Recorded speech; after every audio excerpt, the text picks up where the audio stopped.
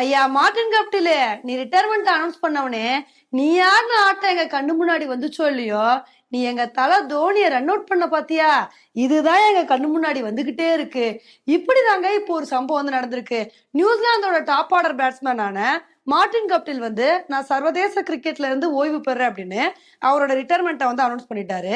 ஆனா அவர் retirement announce பண்ணாலும் இன்னமே தோனியை நீங்க ரன் அவுட் பண்ணதை எங்களால மறக்கவே முடியாதுப்பா, எங்களோட இதயத்தையே நீங்க நொறுக்கி புட்டீங்கன்னு அந்த இன்சிடென்ட் 2019 வேர்ல்டு கப்ல தோனி ரன் அவுட் பண்ணாரு பாத்தீங்களா, இதை வந்து ஞாபகப்படுத்துற மாதிரி தோனி ஃபேன்ஸ் எல்லாருமே கருத்துக்களை பதிவு பண்ணிட்டு வந்துட்டு இருக்காங்க. அதை அவ்வளவு ஈஸியா மறக்க முடியுமாங்க? ஏன்னா 2019 வேர்ல்டு கப்ல நம்ம என்ன நினைச்சோம், செமிஃபைனல்ல நியூசிலாந்தை வீழ்த்தி நம்ம ஈஸியா ஃபைனலுக்கு போயிடலாம் அப்படின்னு ஆசாசியா நினைச்சிட்டு இருந்தோம். அப்பதான் தோனியும் ஹாஃப் செஞ்சுரி அடிச்சு பட்டைய கிளப்பி ஒரு சூப்பரான இன்னிங்ஸ் வந்து கொடுத்துட்டு இருந்தாரு.